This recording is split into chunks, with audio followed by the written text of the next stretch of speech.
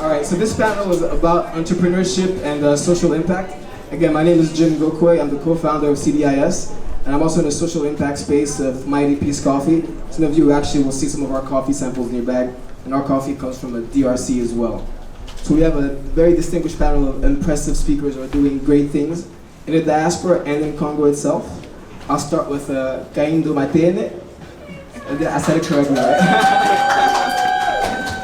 Kahindo Mateene is the founder and creative director of Kahindo, so a fashion line, that bears her name. Right now, Kahindo only has women's designs, but I believe you're launching a men's line soon as well. Coming soon. Cool. And fun fact, Kahindo also was on Project Runway, so it was great to see Congolese on that kind of platform. So kudos, Kahindo.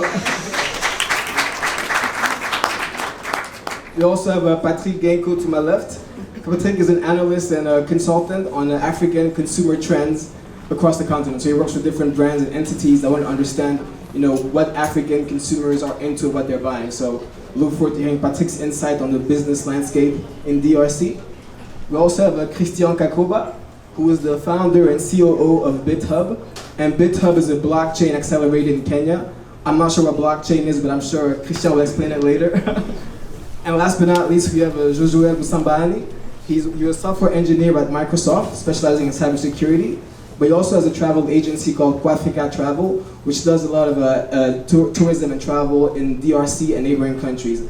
So they have great trips where you can go from DRC to Tanzania, see the gorillas, see the mountains, the volcanoes. So very impressive things. So if you ever go back to Congo, I really encourage you to use the services. So I get the ball rolling right now. With the first question. So you're all at different stages of the entrepreneurship journey. So my first question is, where and how did you learn the skills necessary to launch and build your organizations? So I'll start with go from Josuel to Patrick. Josuel, you want to go? Hi. Thank you for the organizers for having me here at the panel. And you said a little bit about what Kwafrika is, so I won't spend much time in there. But the question about how or why is easy in that I think growing up, and I like that the panel earlier in the morning talked about this. Growing up, we had, someone said 90% of the people in Congo are entrepreneurs. So people around me were entrepreneurs. Even though it was not a strict entrepreneurship, they will call them entrepreneurship based on what you will learn typically at school. But my mom was an entrepreneur, and that's my answer. That growing up around seeing what my mom was doing, despite the situations that I grew up in. I grew up in Goma, and all of what happened in Goma in the past, or in North Kivu in general, in the past 20 years happened under my eyes and in my watch, and there were very unpredictable situations. And in those situations, I think you see traits of entrepreneurs being kind of highlighted or disclosed. And I saw them in my mom, where the rebels in 2012 have taken the city away, and we have to figure out, hey, how do we actually kind of survive when they've cut the water, or when they've cut the electricity, or when the volcano happened in 2002, and we need to figure out how to leave the city when the lava has cut one side of the road, and there was no boats to actually go to Bukavu. So I was exposed in some of the key things that are required of an entrepreneur early on, just growing up, and in the experiences that I had to. I think it's a privilege actually to get to grow up in situations that teach you these things early on, so that when you actually get to meet them earlier, like later in life, they are no longer strange to you. We're basically deploying XO laptop to school in East Africa. So it was quite interesting because, of course, we had to buy the devices and deploy them to the school. But the software components, once you downloaded it and you had it configured, you could build amazing application with it. That's how I came to harness the power of open source technology. So I started my company in Kenya in 2012, and I was just building mobile and web application for the local clientele. And then we pivoted in 2016 to do blockchain technology, because we thought there's a lot of potential in this new technology in Africa. We had so many problems with our financial system. We had also problems with corruption. Our government needs to be held accountable. So how do we harness the power of technology to build systems that are transparent and accountable? And that's how we started our incubator, to incubate some of the best projects in Africa. I'll be happy to share more about the work we do at BitHub Africa. Hello, thank you for having me. My entrepreneurial journey started actually late in life, because if I told my father, who was like a diplomat and a linguist, that I was going to be a fashion designer, he would have just looked at me like I was crazy. So, of course, like every Congolese African child, you study, economics, so that's what I did. My bachelor's was in international business and economics. And then after dabbling a bit, I realized that fashion was my passion. Excuse the lingo. So I went back to school and I got another bachelor's in fashion design, and I learned everything from cutting, pattern making, sewing.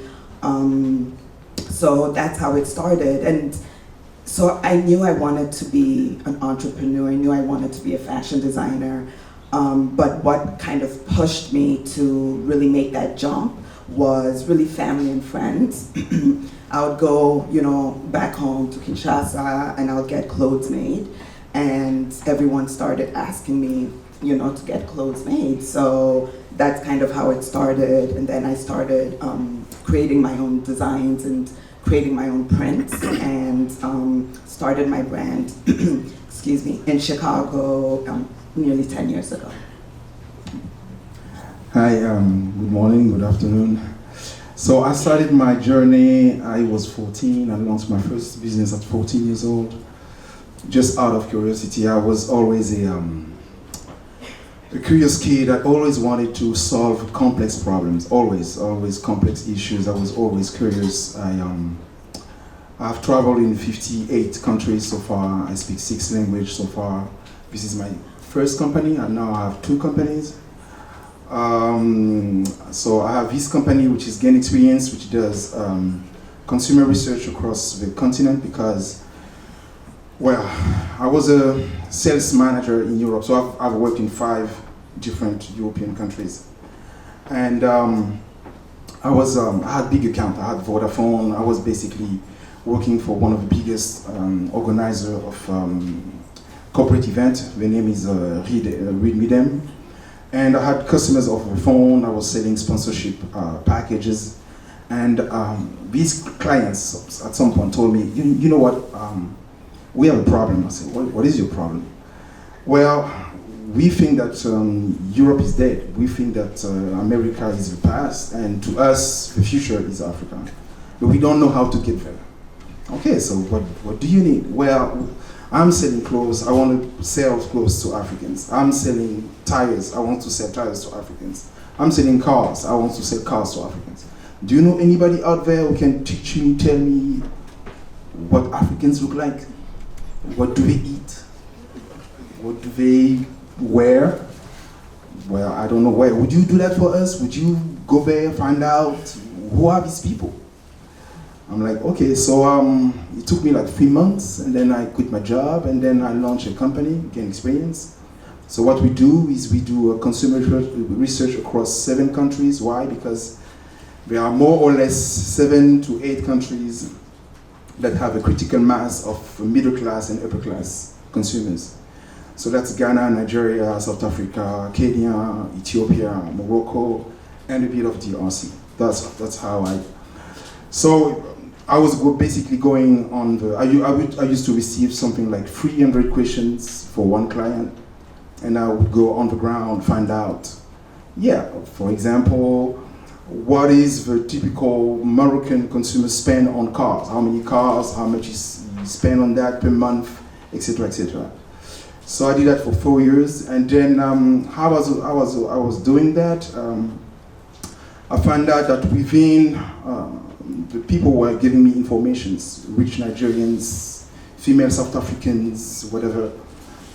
There were many women in entrepreneurship, and all these women had great stories.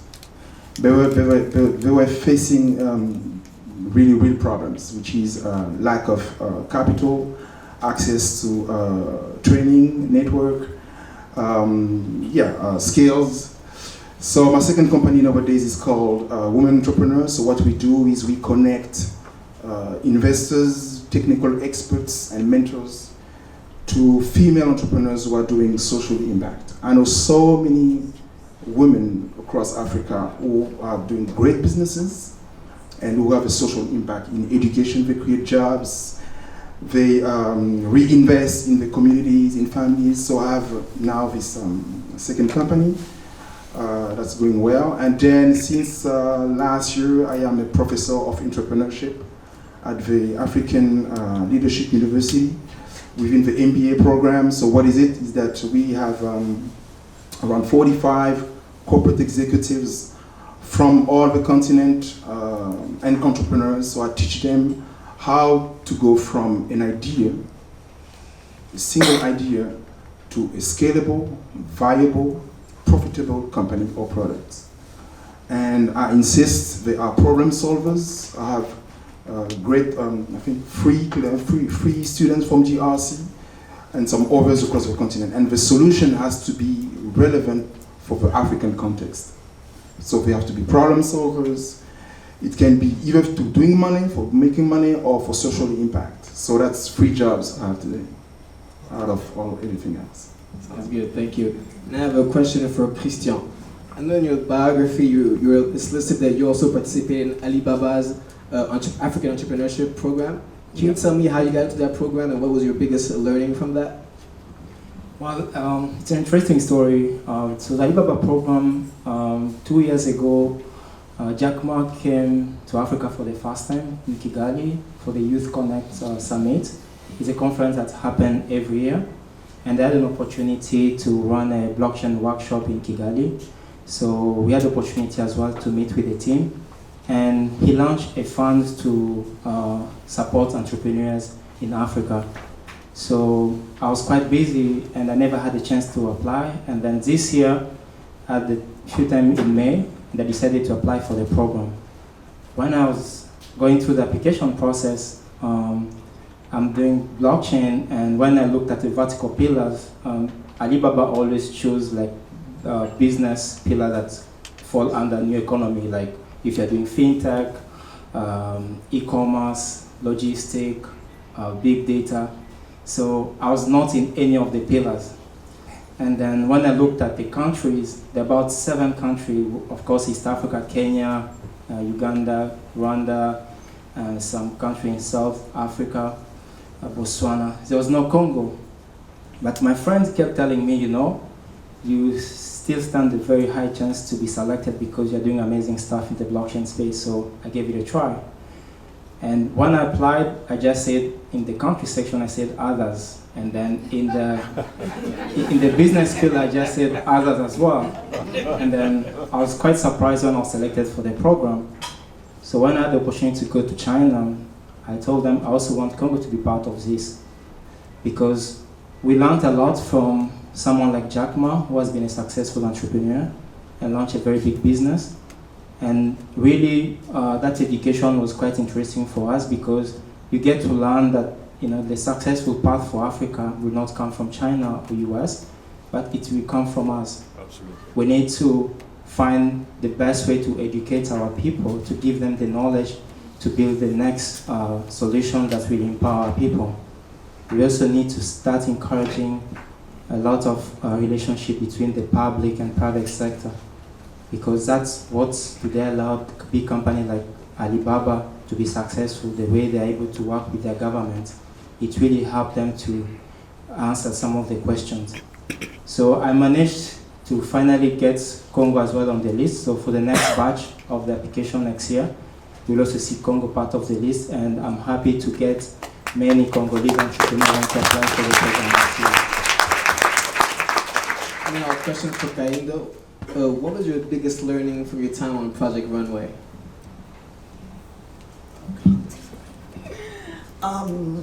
Project Runway was an interesting experience, to say the least. And I learned different things, and I learned a lot about myself. but also about, I guess, reality television. I think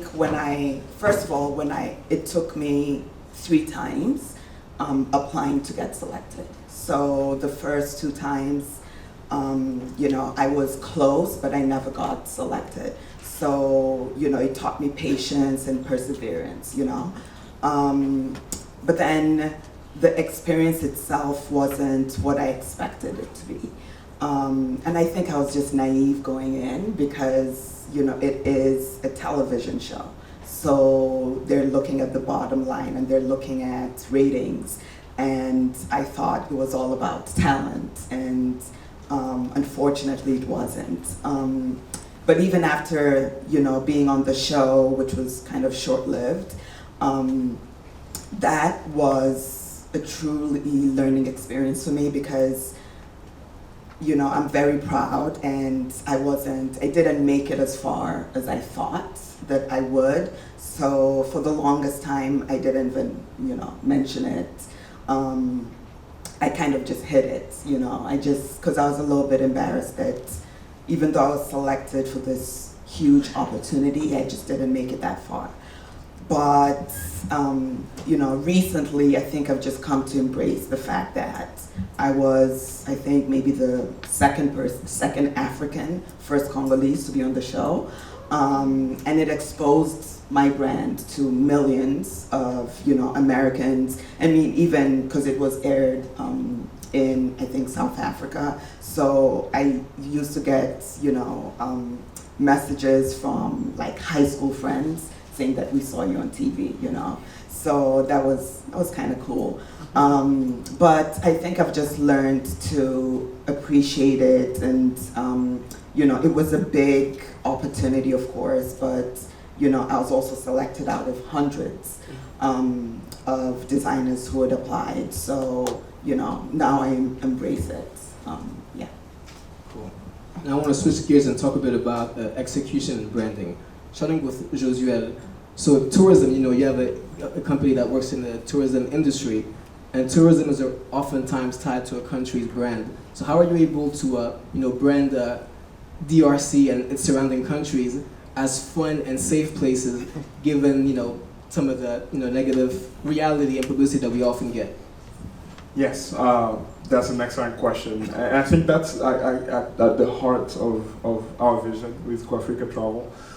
We didn't want to create just one travel agency that brings the European and the American to see the dirty kids in the street and take pictures with them so they can go back and say, hey, I was in Congo.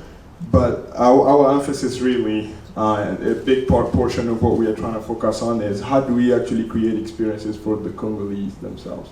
And if you flip it that way, it becomes easier to brand it because the Congolese live in Congo every day.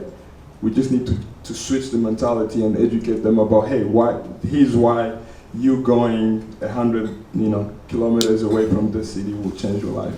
That ties it to the education piece, because then they go and get to Amani's point about kids being closer to farms, closer to cows that they can see and see real value in it. We at Kwafrika see that, at a larger scale, where every citizen in Congo and around can actually go a few 100 miles away from where they live and have these experiences that can actually give them a broader perspective about life, about entrepreneurship, about just changing their own lives for the better. And then, when the locals actually understand how much value is in Congo, they get to be our vectors to the foreigners. So when that person from France or from the US comes and talks to a local, most of the time, they're not interested in getting my opinion about how amazing Congo is, because they know I will tell them something that's appealing to them. But it's powerful when they talk to a local and say, hey, how is life here? How do you like Congo? What are the good places to go eat? What are the good places to go have fun and swim and all that? And that local is able to portray a better picture about Congo other than saying, hey, give me money, or you're going to the US, take me back to go study there, right? Like, so if we own our narrative and as Congolese, every Congolese can speak so highly of Congo, then we'll be taking care of the branding. And that's our strategy. We want to focus on the local experiences for our customers because the local experiences will actually shape the international experience. Thank you. And sticking to branding, I have a question for you, Christian. So right now you're based in Kenya. Yes. And Kenya has a great reputation and as a innovation and a hub for technology in Africa. So what are your thoughts on how Kenya was able to get there, and what do you think needs to happen for Congo to one day be also known as a hub for innovation and tech in Africa? Yeah, I think even from our previous panelists, we had a lot talking about infrastructure. So one of the key things really attracted me when I was in Nairobi was basically the access to internet. They have very good bandwidth. So it was really easy for me to do my research project, to have access to any tools, to contribute with any developers, to be on a Skype call, and to keep tab on any project that was happening around the world. So this one gave very good advantage to some of the developers, the software engineers, to actually be able to collaborate at a global standard and to be able to build an application that many people in the world can actually use. So this actually gave a key advantage even to the economy. And then I'll add to that application like M-Pesa. Right now, when you look at a system like M-Pesa, mobile money, they have APIs that are very well documented that allows third-party businesses to build application on top of it. So you find out there's a boom into the fintech sector, the insurance company, they're using the same application to automate some of their tasks into the systems. And you're seeing many businesses, the micro-lending companies also, they're coming into the space. And this allows Kenya to position themselves based on that infrastructure and the services they provide. I think we require the kind of same kind of infrastructure as well back home, but as well to see how we can still get the private sector and public sector to get together, because Kenya, they have a very strong private sector and they make a lot of decisions, even very powerful. So we need to also have that kind of feeling back home. You don't have to be a politician, you don't have to be in government for you to be able to make moves. You also have, as a business person as well, you also have to do some impact. Yeah. Can I interject? Sure. Yeah, I'm going to add to that because I've been thinking about it lately. I think the other important piece in making Congo a hub for innovation like Kenya, yes, the infrastructure one is a powerful one. I'm thinking right now, what can we do now as Congolese, right? And I've spent the last couple of months trying to identify Congolese engineers who work for Microsoft, partly because I want to tell them, hey, do you actually have 2 or 3 kids in a city in Goma that you're mentoring? Are you teaching or telling some of those kids what they need to know if they want to actually pursue any career in the technologies?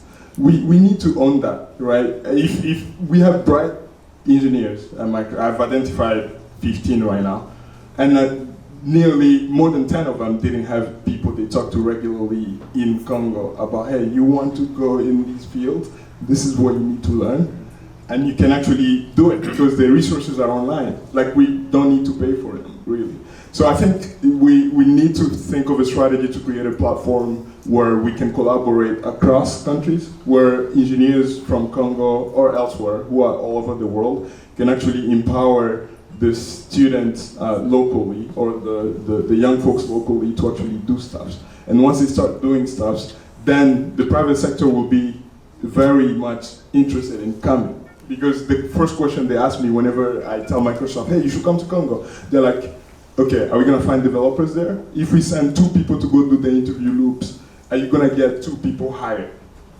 And then I'm like, I'll get back to you on that, right? So if we have data and numbers, and those numbers driven by actually like actual intentional driven action from us owning it, then we can actually have a case for saying, hey, private sector, you can come in, and the government can be compelled to actually drive the infrastructural changes that they need to drive to change the landscape. So, yeah. Great, thank you. And one more question also for Christian. I know one of your goals is to be able to train 2,000 engineers by 2022. I think that kind of ties into what Josuel was saying about training and passing it forward. Yeah. So I guess, what can we do to make sure that out of the 2,000 engineers, a lot of them are Congolese? What needs to happen for, hopefully more than half are Congolese? Well, I remember me having this talk last year with one of our mentors when I came here to the US. We were pitching to different people, and we went to UC Berkeley to meet one of our mentors. And when you're setting up our goals for the next 5 years, he challenged us to train about 10,000 people. And for us, we're like, we don't have the resources and capacity to do that in Africa. So we had to really look at the numbers and come down to 2,000 people. And I remember me insisting with my colleagues back home in Kenya, saying, I need from the 2,000 to have at least 200 Congolese. So BitHub Africa is part of the AfriLabs AfriLab network, which is like a group of all the hubs in Africa, and BitHub Africa is a member of that hub. And I happened to meet many hubs from Congo who are also members when I was in Tanzania last year. So I actually reached out to them and asked them if I can actually come and speak to their hubs and run some workshops so that we can train engineers. And one of the things we've been working with our academy was to make sure we can make everything virtually. So for the past 1 year, we've been really working on collaboration tools like GitHub, GitLab to make sure we can keep track, of what developers are doing around the world. We're running this program not just in Africa, but also with some partners here in the US. Howard University have selected BitHub Africa to also run this kind of program. Last year, we had our first conference, the Black Blockchain Summit. We had the second edition this year. So we've been working with some of the black engineers in Howard and in Africa and see how we can make the connection between the two. Because one of the things we also find out was it's not just about giving them the skills, but it's also about the mindset and orientation. You need to make them believe in themselves. Back in Africa, I deal with a lot of emotion, a lot of social problem. So you find that's not the case here. So we have to find a way, how do we actually encourage them and make them believe that they can actually do this. So for Congo, I think that's my target for the next 5 years. Right now, I'm still limiting to 200 because we don't have a lot of resources. I wish I can really extend that number to 2,000. But I think what our goal is, when we have 2,000 developers, I think the people who are trained are going to train more guys. And that's how we're actually thinking of expanding or scaling this kind of program. Yeah. So definitely potential for great social impact, which really ties well into Kahindo. I know your brand also has a social consciousness element. Can you tell us more why that was important for you, and also how you went about identifying the partners on the ground to make an impact with? Yeah, sure. So because I'm based, here in New York, even when I started my brand 10 years ago, I knew from the get-go that I wanted to have the products made in Africa or in Congo. I went to school in Kenya, so that was kind of my my first, country to target, and I had a lot of connections on the ground. So back in, I want to say 2011, I identified a small sewing co-op in just outside of Mombasa in Kenya. And they created a collection for me, my designs, and we collaborated, and they basically sewed the pieces. Unfortunately, I wasn't able to be on the ground, and I wasn't able to actually oversee the production, so I did have a lot of production issues. And after that, it was just difficult for me to keep doing that. So what I decided in 2014, I have a lot of scrap material left over from creating my pieces. So I decided to gather all of the scrap material, and I identified another sewing co-op called Mama Africa in Bukavu. I'm from Goma. Goma is my hometown. So I identified Mama Africa, and they worked with women, refugee women, as well as just women who were victims of the war. And they basically took the scraps and created clutches. And I had this bright idea to start a Kickstarter campaign, basically just for that. And the first time, I think my goal was $5,000, and I didn't even reach the goal.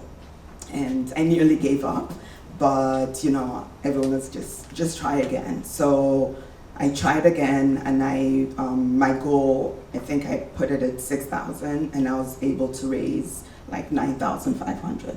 And all the money went to Mom Africa to basically pay the women who sewed the clutches.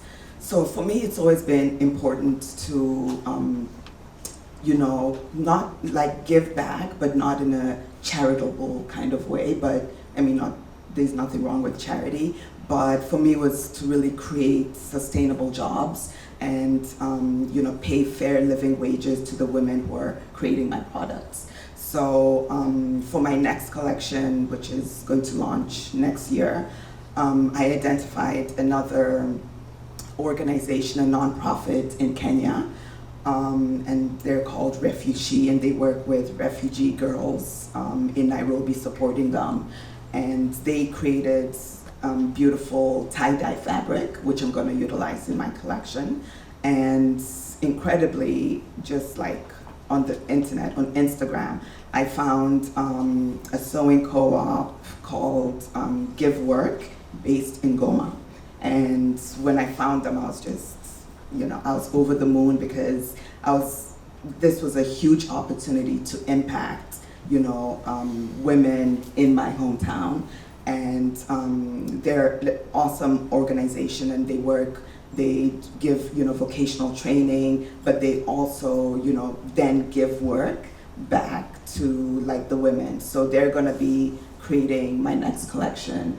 I mean, it's been a little challenging, because as we were just about to start production, Ebola broke out again. So, and they closed all the borders, and because of the lack of infrastructure, in Goma, because they have to go pick up like the mail and FedEx from Gisenyi. So they closed off all the borders, but we're starting talks again for them to produce my collection. Great, thank you.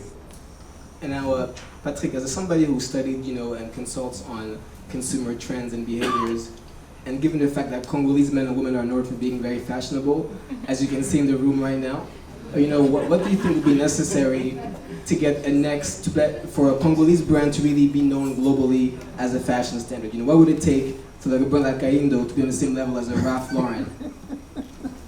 That's such a difficult question, but I'm going to answer that.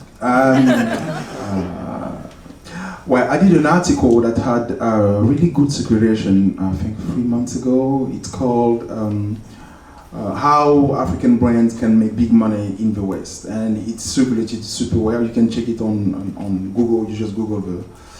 And I'm giving some good advice in there, so check it out. But I have another type of answer. I have this product. This is Starbucks. Okay, it's very limited collection of coffee from Eastern Congo, Kivu. It was a bestseller, and right now it's sold out. You can't find it, but I kept it because people love to see that product. But it's a Congolese product, but by Starbucks. Okay, and then I have this other product, Poivre Sauvage du Kivu. This is done by a woman based in Brussels, Belgium. So what happened was that she figured out how to get Congolese spices, what Congolese can offer to the world in a modern way. She got to understand what is the world expecting from a product from Africa. Normally, 78 to 80% of these companies or entrepreneurs, it's a one-man band, okay, just one person or two people. The great news is that it's super dynamic. To me, DRC is one of the most dynamic entrepreneurial ecosystem in the world. When I'm in Kinshasa or Lubumbashi, I can't believe it. It's so, they have an idea for anything, a solution real quick. I mean, they're hustlers, they're real hustlers, real problem solvers. So the question is how to turn this into multiplier effect. How can we move all these people who are in the informal sector to the formal sector? So you have a bit of government, for example. I know that now there's a one-stop shop. If you want to create a company in DRC, you just have one stop for you to do all that. For women, for example, lately the government just scrapped what they call marital authorization. So before, a woman had to have the authorization by the husband to open an account, stuff like that. That's things of the past, no more. So you have a bit of that. But then you also have a playbook to play. If you're an entrepreneur, I'm just going to go real quickly here. You have to ask yourself 7 questions. The why are you doing this? What is the problem that you're trying to solve? The what is the solution that you found? The who are your customers? Who is expecting your product out there? Who will buy your product? The how much, the when, and the where. So this is a universal law that I'm applying with my students. You really have to find out what is the problem that you're trying to solve out there. If you do fashion, is it because, I don't know, I know for example one of my students, she's working on a project and she said, oh, as an African woman, when I'm traveling, I have a hard time finding underwear that are done for women, so I want to solve that problem. Yeah, go for it.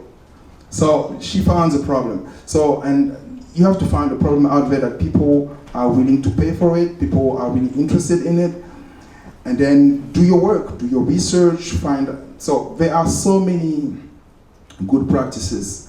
Real quick, another problem is that I heard when I'm in Africa, when I'm mentoring entrepreneurs, no, I don't want to share my idea because they're going to steal it to me. I'm like, okay, but if you don't talk about it, how are you going to find your partner? How are you going to find your investor? How are you going to find, because, okay, there's only 24 hours in a day, 8 hours for sleeping, 8 hours for something else, and, you know, kids, whatever, and 8 hours for sleeping. Okay, so you can only do one thing at a time. So, if you're good at sales, somebody else needs to do operations. If you're good at operations, somebody else needs to do marketing. If you're good at marketing, somebody else needs to do the product design, etc., etc. So, I spend a lot of time with entrepreneurs teaching the basics, but once we get that, now we get things rolling. So there is the entrepreneurial mindset, particularly in DRC. There are great potential for great products. It's just how to really go from this idea and implement it. And also another thing, sometimes they say, yo, I want to conquer Africa. Yeah, first start by DRC. You know, it's such a huge market. You know, I don't know if some people know here, Madame Nadine Mabiola, she does fruit jam in Kinshasa, the show de Nadine. Everybody told her, it's not gonna work. The Congolese people don't eat fruit jam. And she's more than 50 years old. She went to France, get some training, went back to Kinshasa, start on work on the pili-pili, on the fruit, and now she's doing a very high profile product that you find at Money Shop, at the Kezer Boulangerie in Kinshasa. Okay, it's only the upper class who can afford it because the food jam is expensive, but still, she found out that if she can properly brand a product, quality control, delivery, this woman has such a story. She loves cooking. And then people start to say, she had guests at home, and who did this food jam? It's me. So people start to order to her, cook me 10 of it. And then one day she's like, I'm going to sell it. So she got a training, and then at some point she invited the best chefs in Kinshasa to come at her home to test the product. And after the testing session, they're like, who did this? It's me. So what are you waiting for? So she developed the product, now she's selling it in DRC, and she now have Kenyan investors who are investing in a company because, you know, it's so great, but she just wants to serve first the DRC market, which is already such a huge task. So yeah, so there are critical steps not to miss. To me, the biggest thing for an entrepreneur is structure. What problem? What is the solution? How are you going to do it? when, where, and how much.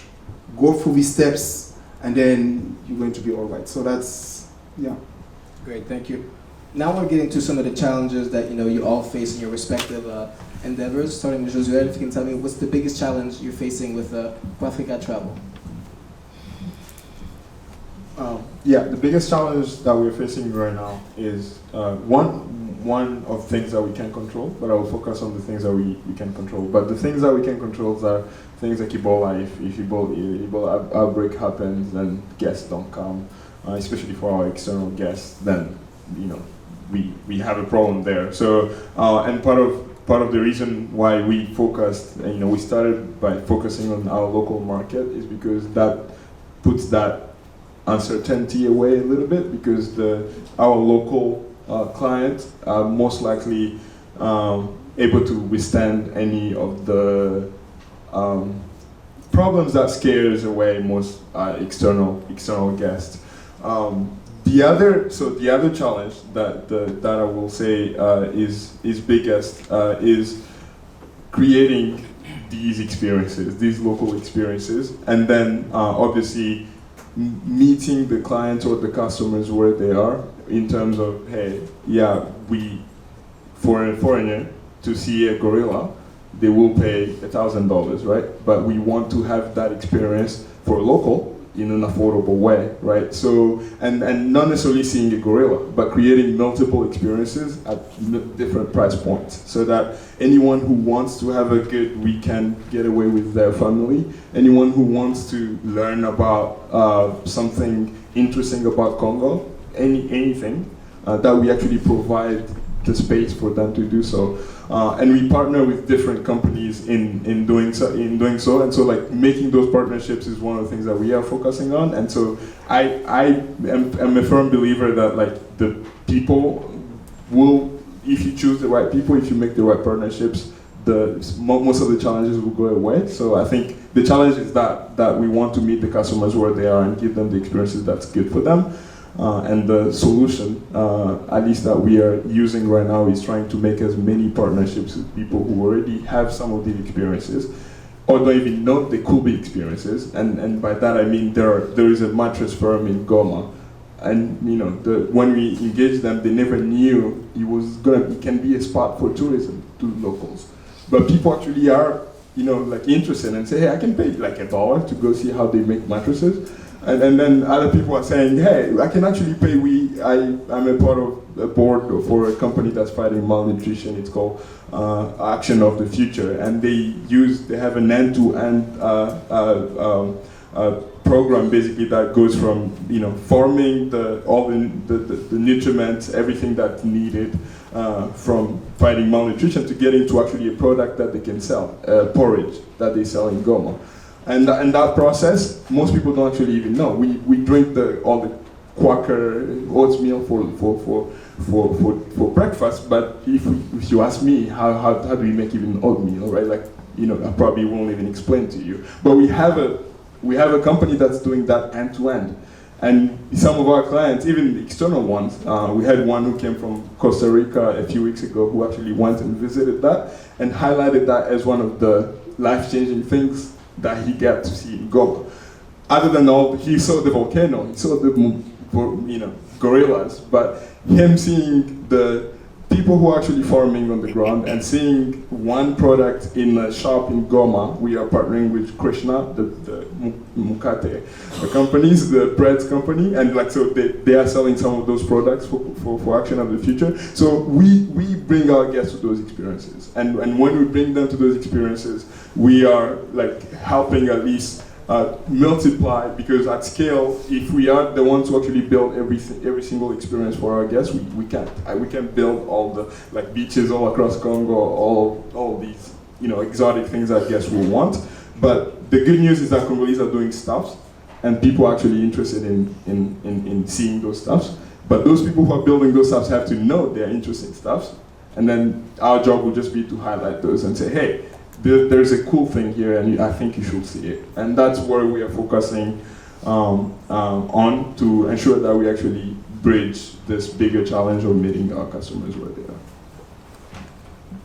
I think the big challenge for us is the lack of resources, or can I call it the manpower in Africa.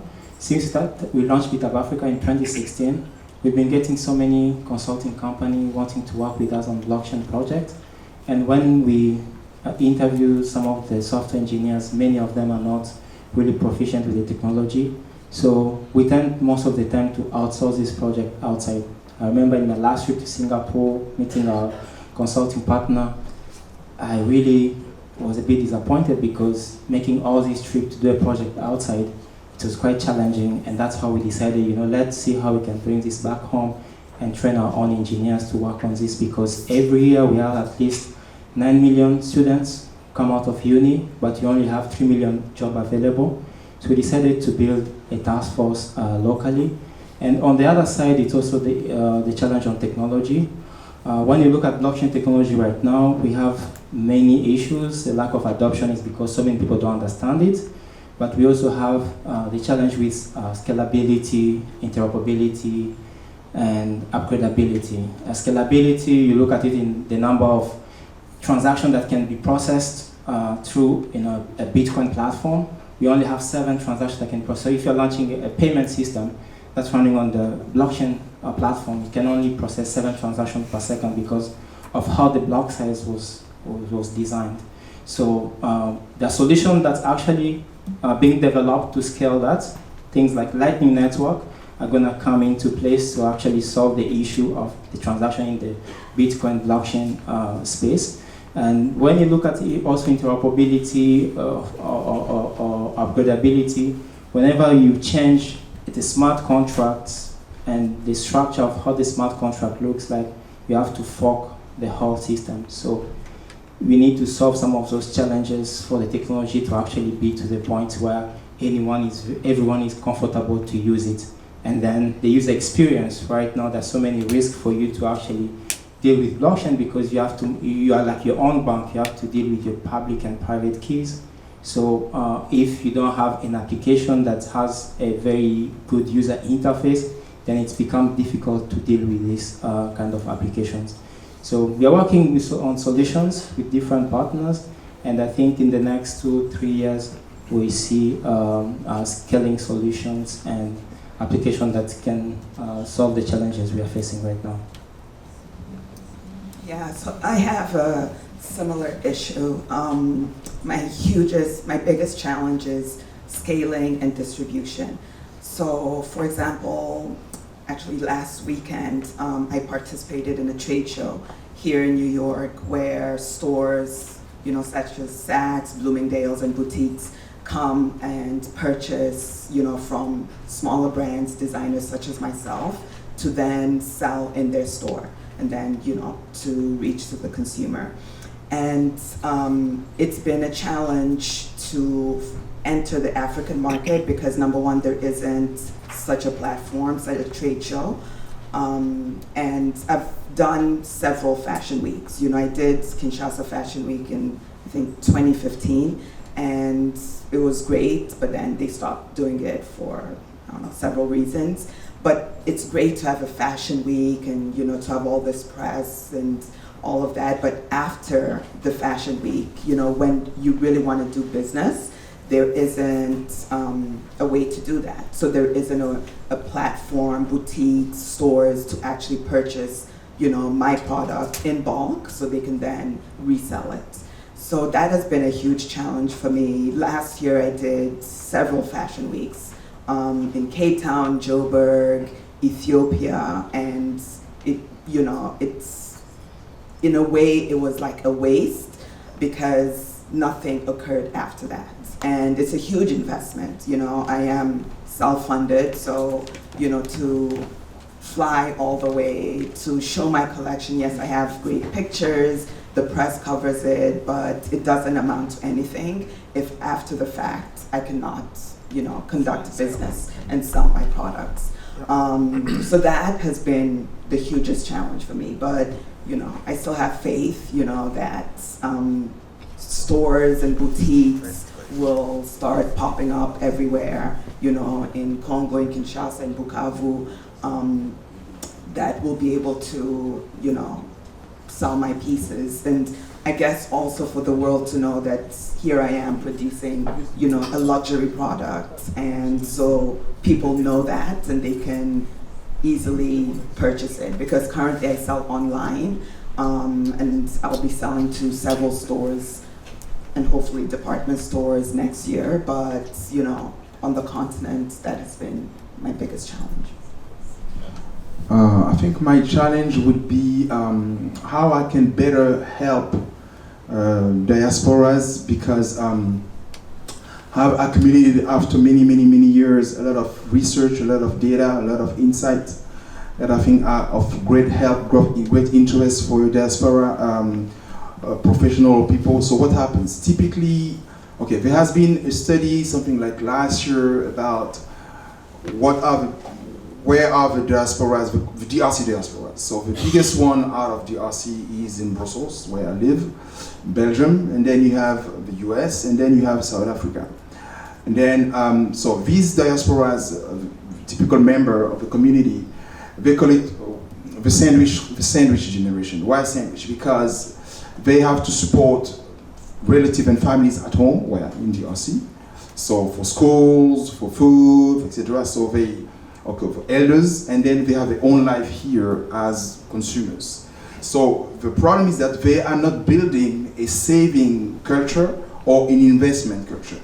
So because all the remittances, all the money that they're sending back to DRC is for immediate consumption. It's not for investment. So, but these are people who wants to, I know me, for example, in Belgium, I know super rich Congolese, filthy rich, but they don't know how to better use that money.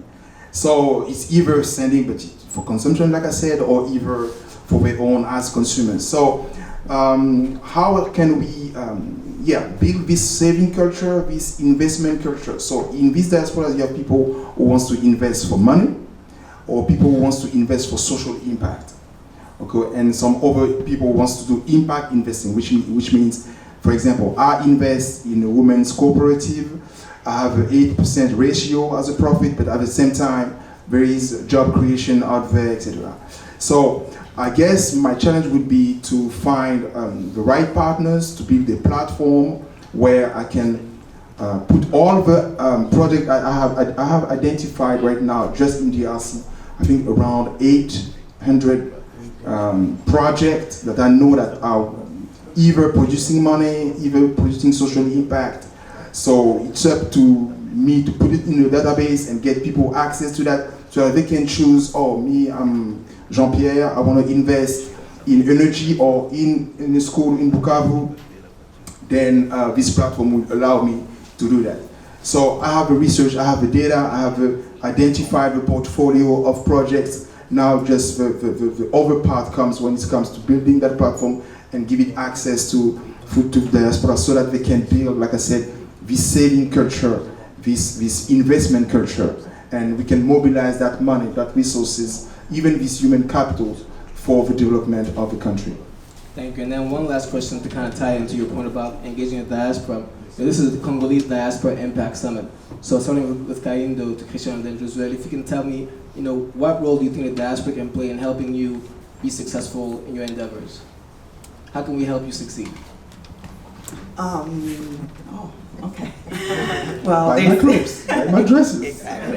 Exactly. I mean, there are a lot of ways you can help me succeed. One, of course, buy my products, Kahindo.com, and everyone will get 20% off. So, so that's one thing. But also, just spread the word. That, hey, have you heard of that brand, Kahindo? Just tell your friends and family. But also, I think, my goal is for you guys to walk into a Bloomingdale's or a Saks and see Kahindo, my brand, made in Congo. That's my goal. So as I can really highlight and showcase that, Congo has a lot of talent, but we also have the production capability to make, really high quality clothing. We're Congo, we're the fashion country. Everyone knows Congolese for their fashion sense, but there isn't an industry in Congo that really supports that. So, for sure to buy my clothes, but also, to help build that industry, because I think we have so much potential. So, I think this is a great start. I mean, meeting the Congolese community here in New York. This is my second time coming back to New York. It's a really huge step for me. And I would like to connect with many of you guys. I think I'm being challenged today in the panel. Last year I was challenged to 10,000 engineers. Jim challenged me today to have 2,000 Congolese. So I can't do this alone. I'm relying on collaboration with some of the Congolese here in the room to work together so that we can have many blockchain engineers back in Congo. I feel blockchain has so much potential for our country in so many sectors. We are working on one of our flagship products called Melanin Solar, and it's all about harnessing the power of solar energy to provide electricity to the whole of Africa. Africa is blessed with the solar, but we don't really capture that energy. And we are trying to see how do we use blockchain technology to actually be able to distribute, to actually break the monopoly that we have currently, but also to distribute this energy everywhere, coming up with good incentivizing model, but also to optimize the usage of energy in the continent. So these are kind of projects that will even help with projects like with the Inga Dam that can provide electricity to the whole of Africa, but most of this power actually goes into wastage. Less than 10% of the population in Congo have access to power, while we have all the resources we need to actually set the infrastructure to provide electricity to everyone. So it's only with collaborating with everyone in this room that we'll be able to achieve all of that. So I'm looking forward to actually keep in touch with all of you. As I go back to Kenya or I'm traveling, I know I've been going home once a year, but I'll make so many trips because some of you guys have amazing projects and we'll like at some point to collaborate. If you have a school, you've been supporting them, we're very happy to definitely run some workshop there and see how we can, help these engineers to actually be involved in some of the projects that we have in our hub. Instead of turning them down, we like to accept them and to see how we can actually plug in these developers and connect them to this kind of project. I learned mathematics in school, and it didn't make sense to me until I got into the blockchain space, because the way we use cryptography math to actually the Merkle tree, elliptic curve to generate the keys and to encrypt all the data in our solutions to make it more transparent and more secure, it has totally made sense to me. And I know so many kids in Congo right now are still missing the point. They're going to memorize the mathematics they're learning right now, and they still don't know how to apply it in the solution that can help Congo to become the greatest country. So I'm happy to continue this conversation moving forward.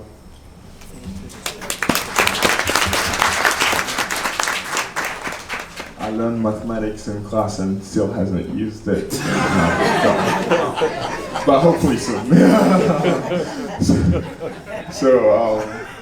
Yeah, I do agree. I do agree, though. I think for me at least on the Kwafrika travels side, you all have made my job easier by being bright and being involved in these great things that you all are being involved in already. Because all I can say is just point to you all and say, hey, here are all the reasons why you should visit Congo. All these people you interact with in any city in the US and in Europe, they are Congolese and they come from a great country. They were shaped by experiences in Congo that I think are worth seeing. So that's one, right? Like just keep doing what you're doing and being great at that. But then the flip side of that is that let's help the other folks back home to also be on that level, on a level where we can point to them and say, hey, here's why Congo is great. Here's why we are resilient people, despite everything that might have happened in the past. Here's why we are still standing still. And we get to that by ensuring that we as Congolese flip our mindset. Our mentality is not that of looking at the West, as kind of like a destination. Everyone wants to go Poto, but more of, hey, actually everyone is looking at Congo now because they know it's the richest country in the world. They know it's a country that has resources. And if we don't know that we are sitting on resources, then we are doing ourselves a disservice. And so it starts by knowing. We need to know what we are sitting on. And we hope with Kwafrika Travel to actually use that as a vector. We want to be the people to actually see, hey, brother or sister, look, there are things around you. Even people, right? Like I think our greatest resources is people.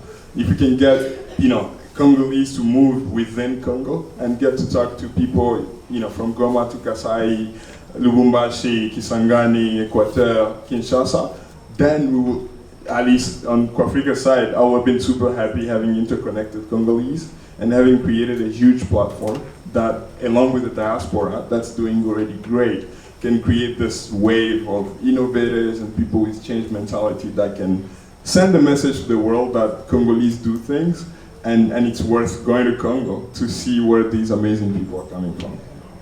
Awesome, thank you very much. These great insights.